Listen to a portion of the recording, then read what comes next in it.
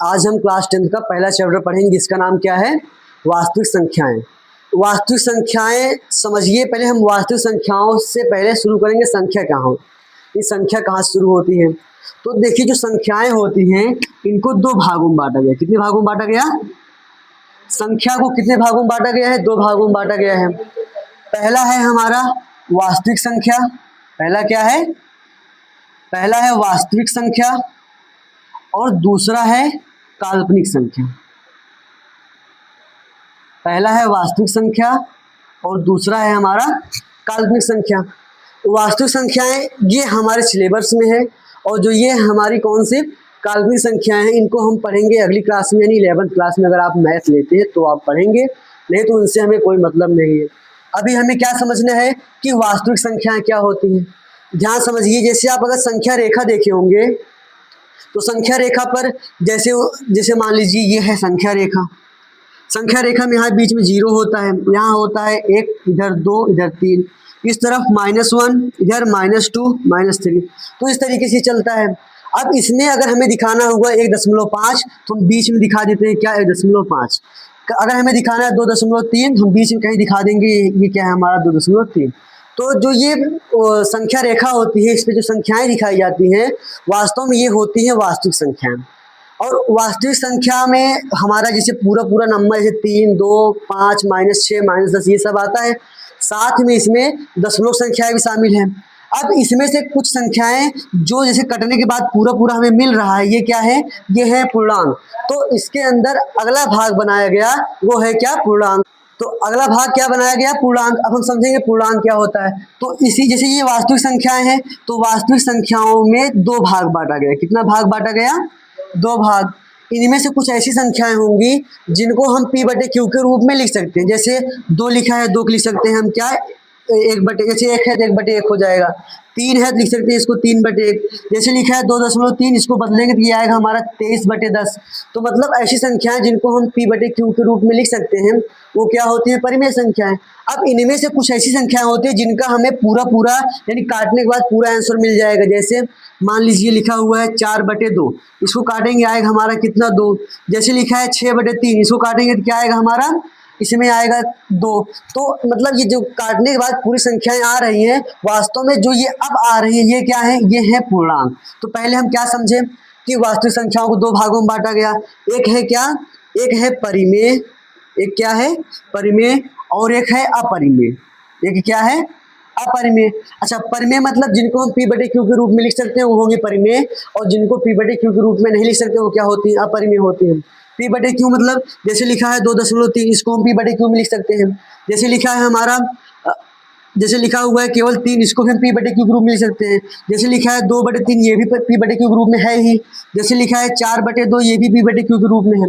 लेकिन अगर लिखा हुआ है 1.333 तो इसको भी हम मान लीजिए डॉट यानी फिर हम कह सकते हैं 1.3 ऊपर लगाए क्या बार, इसका मतलब ये 3 बार आ रहा है। ये क्या है? आसान दशमलव संख्या है। इनको भी हम p/q के रूप में लिख सकते हैं, इसका भी तरीका है। लेकिन अगर कहीं लिखा है मान लीजिए 0.0100100001, इसमें संख्याओं को रिपीट नहीं किया जा रहा है और ये क्या है? आसान दशमलव संख्याएं।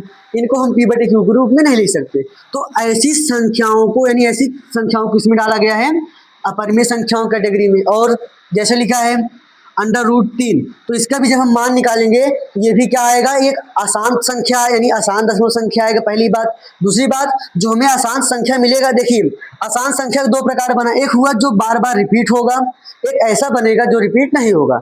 जो रिपीट हो रहा है उसको बोलते हैं आवर्ती, जो रिपीट नहीं होगा उसे बोलेंगे अनावर्ती। तो जो बार रिपीट हो रहा है यानी जो आवर्ती दशमलव संख्याएं हैं इन्हें हम परिमेय संख्या के रूप में लिख सकते हैं। लेकिन जो रिपीट नहीं हो रही है इन्हें हम p/q के रूप में नहीं लिख सकते। तो इसलिए ये भी किस में आती है? ये भी आती है परिमेय संख्याओं में। लेकिन जो रिपीट नहीं हो रही है किस में आएंगी? अपरिमेय संख्याओं में आएंगी। तो अब जो 3 होता है इसका भी जो मान होता है ये भी क्या होता है? ये भी हमारी क्या है? यानी अनावर्ती होती है, इसलिए इनको भी किस में बांटा गया? अपरिमेय संख्याओं में बांटा गया।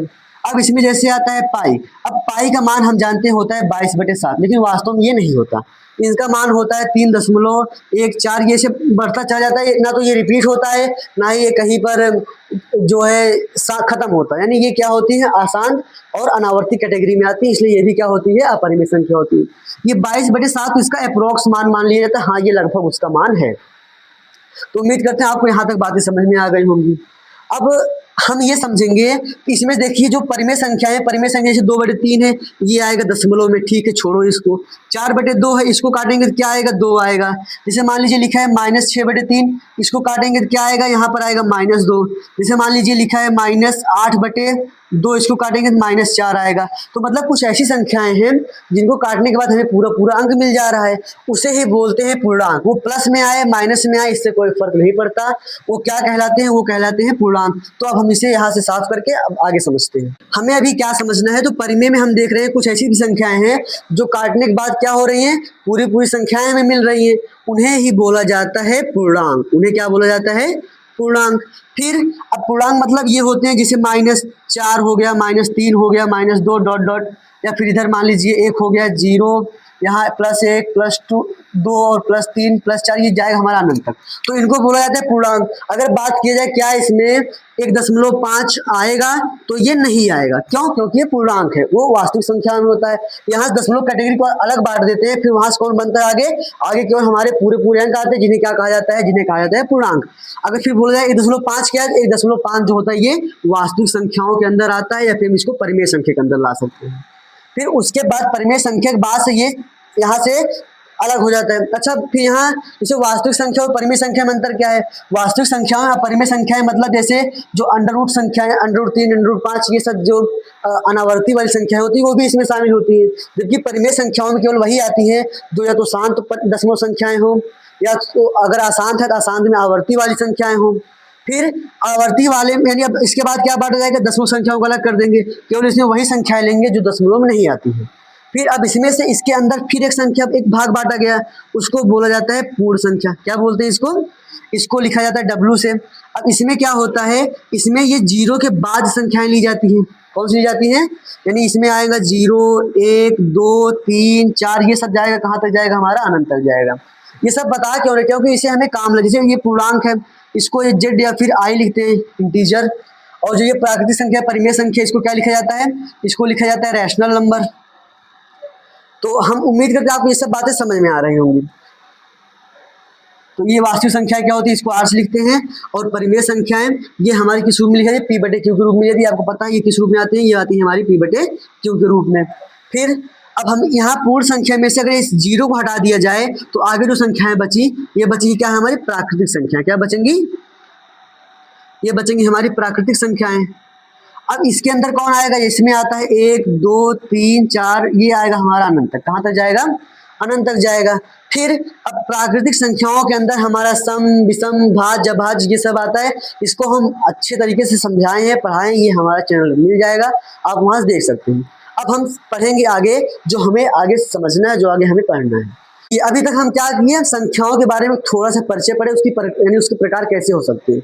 अब अभी हम क्या देखें कि जो प्राकृतिक संख्या नेचुरल नंबर होती है, ये कहाँ शुरू होती है, ये होती है 1 2 3 4 5 6 7 8 9 10 11 12, फिर इधर 13, ये ऐसे जाती रहेंगी, कहाँ तक जाएंगी, अनंत तक। अच्छा, इतना क्यों लिखे, क्योंकि अभी हम बताते हैं। देखिए इसमें कुछ संख्याएं ऐसी हैं जो 2 से कटेंगी, जैसे 2 की बात करें, 4 की बात करें, 6 की बात करें, 8 की, 10 की, 12 की, ये सब क्या होती है, 2 से कट जाती है। इनको बोलते हैं सम संख्याएं। क्या बोला जाता है इनको, इन्हें बोला जाता है सम संख्याएं। और फिर जैसे इसमें क्या आ जाएगा, 2 4 6 8 10, ये सब क्या होती है, सम संख्याएं। अच्छा, अगर कोई पूछे सम संख्या की पहचान क्या है, तो इनके अंत में यानी इनका इकाई अंक जो होगा वो होगा 0 2 4 6 8, ये सब होता है इनका इकाई अंक। मतलब जैसे लिखा है 4 2 5 7, इसमें पूछे इकाई अंक क्या है, तो 7 है, तो ये सम संख्या नहीं। इसका इकाई अंक क्या होना चाहिए, तो 0 हो, 2 हो, 4 हो, 6 हो, 8 हो, ये सब होना चाहिए, तब ये हमारा क्या होता है, सम संख्या। तो जैसे मान लीजिए 8 है, तो ये अब ये हमारा सम संख्या बन गया। फिर बात करें विषम संख्या की, तो इसमें कुछ संख्याएं ऐसी हैं जो 2 से नहीं कटेंगी, जैसे 1 3 5 7 9 11 13, ये सब क्या है, ये सब होती है विषम संख्याएं। तो इसमें क्या आया हमारा, इसमें आएगा हमारा विषम संख्याएं। अब विषम संख्याएं क्या होती हैं इसके समझिए। विषम संख्याएं जो इसमें जैसे हो गया हमारा क्या, 1 3 5 7 9 11, ये जाएगा कहाँ तक जाएगा, ये अनंत तक इस प्रकार से जाएगा। फिर सम हो गया, विषम हो गया, मतलब जो कट रही वो सम, जो नहीं कट रही वो विषम। अब इसी में एक शब्द आएगा हमारा अभाज्य संख्याएं। क्या आएगा,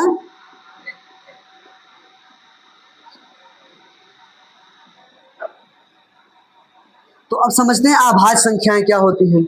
अभाज्य संख्याएं मतलब ऐसी संख्याएं जो क्या हो, या तो खुद से कटे या तो एक से कटे, उन्हें बोला जाता है अभाज्य संख्याएं। अभाज्य संख्याओं का एक सिंपल सा नियम है कि इनका केवल 2 गुणनखंड, कितना, इनमें केवल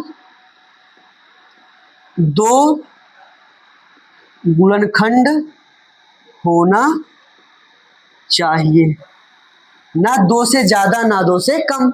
अब गुणनखंड क्या होता है, जैसे मान लीजिए 12 है, 12 हम काटेंगे 3 से, कट जाएगा 3 चौक 12, कितनी किससे कटा, ये 3 से कटा।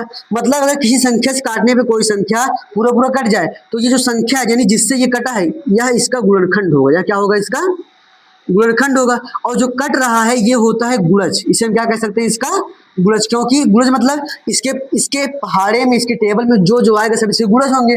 तो 12 अगर कटा तो वो भी इसका गुणज हुआ। फिर तो उम्मीद करते हैं आपको ये गुणनखंड और गुणज समझ में आ गया होगा। तो कहने का मतलब जिसके केवल कितने गुणनखंड हो, केवल 2 गुणनखंड। अब उसमें से एक तो वो स्वयं हो जाएगा, दूसरा होगा एक। दूसरा कौन होगा, एक, क्योंकि कोई भी संख्या हो खुद से कटेगी ही, कोई भी संख्या हो एक से कटेगी ही, ये तय है। तो इसलिए जितनी भी संख्याएं हैं जो क्या हो, केवल किससे कटे, खुद से कटे या फिर एक से कटे, उन्हें क्या कहा जाता है, उन्हें कहा जाता है अभाज्य संख्याएं।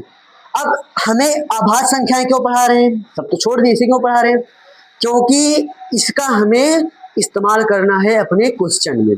तो जैसे कहा जाए कि जैसे लिखा गया 2, 2 किससे कटेगा, केवल 2 कटता है 1 से या 2 से, इसके कितने गुणनखंड हुए, 2 हुए। अगर हम बात करें 3 की, तो 3 किससे कटता है, या तो 1 से कटेगा या तो 3 से कटेगा, इसके कितने हुए, 2 हुए। अगर हम बात करें 1 की, 1 किससे कटता है, केवल 1 से कटता है और किसी से नहीं, यानी इसका केवल कितना हुआ, 1 हुआ।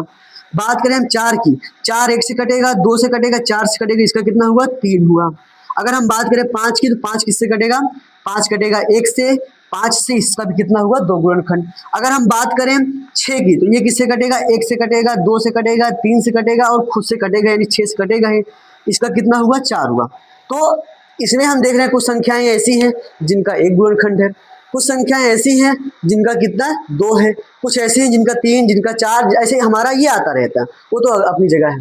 तो अब हमें ये समझना है, अगर हम बात करें कि क्या जो 1 है ये हमारा अभाज्य संख्या है कि नहीं, तो नहीं। क्यों, क्योंकि अभाज्य संख्या की शर्त है क्या, केवल 2 गुणनखंड, ना 2 से ज्यादा ना 2 से कम। जबकि 1 का कितना हुआ, इसका केवल 1 गुणनखंड आया, तो इसलिए ये हमारा क्या है, अभाज्य संख्या नहीं है। अच्छा, 2 हमारा ये है, 3 ये भी है, क्योंकि इसका केवल कितना, 2 गुणनखंड है। बात करें 4 की, इसका कितना बना, 3 गुणनखंड बना, तो ये भी हमारा अभाज्य संख्या है। तो नहीं, ये हमारा अभाज्य संख्या नहीं है। क्यों, क्योंकि इसमें 3 आए, जबकि शर्त क्या है, केवल 2 आने चाहिए, तो ये हमारा अभाज्य संख्या नहीं है। अगर हम बात करें 5 की, इसका बना 1 और 5 यानी 2 गुणनखंड हुए, तो ये क्या है हमारी, ये हमारी अभाज्य संख्याएं हैं। अगर हम बात करें 6 की, तो ये किससे किससे कटा, 1 से कटा, 2 से कटा, 3 से कटा, 6 से कटा, 4 संख्याओं से कटा। जबकि नियमतः किससे कटना चाहिए, केवल 2 संख्याओं से कटना चाहिए, ना 2 से ज्यादा ना 2 से कम। तो इसका मतलब ये भी हमारा अभाज्य संख्या नहीं है।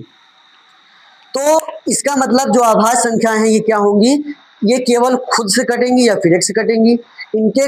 इसका केवल एक मात्र शर्त है, इसमें 2 गुणनखंड होने चाहिए। अगर हम बात करें 1 की, इसमें कितना, केवल 1 गुणनखंड है, इसलिए अभाज्य संख्या नहीं है। अब इसी के बाद इसी समझ लीजिए भाज्य संख्याएं, तो जिनका 2 से अधिक गुणनखंड है उन्हें बोला जाता है भाज्य संख्या। मतलब जैसे हो गया हमारा 4, इसका कितना है, 3, तो ये है भाज्य संख्या। 6, इसका कितना है, 4, तो ये भी क्या है, भाज्य संख्या। लेकिन अगर हम बात करें 1, तो इसका कितना है, इसका केवल 1 ही गुणनखंड है, इसलिए ये क्या हमारा, इसमें ये कौन सा, ये भाज्य वाला है और ये कौन सा है, अभाज्य वाला। तो अगर आप ध्यान दें तो इसमें ये ना तो ये अभाज्य है ना ही भाज्य है। अगर हम बात करें 2 की तो ये भाज्य है, तो ये अभाज्य हो नहीं सकता। अगर ये हम बात करें 3 की, ये अगर अभाज्य है तो ये भी भाज्य नहीं हो सकता। अगर हम बात करें 4 की, क्योंकि ये अभाज्य है तो ये भाज्य नहीं होगा।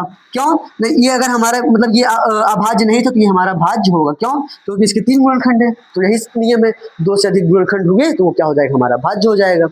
फिर उसी तरीके से ये भी क्या है, हमारा भाज्य नहीं है, ये हमारा भाज्य बन जाएगा।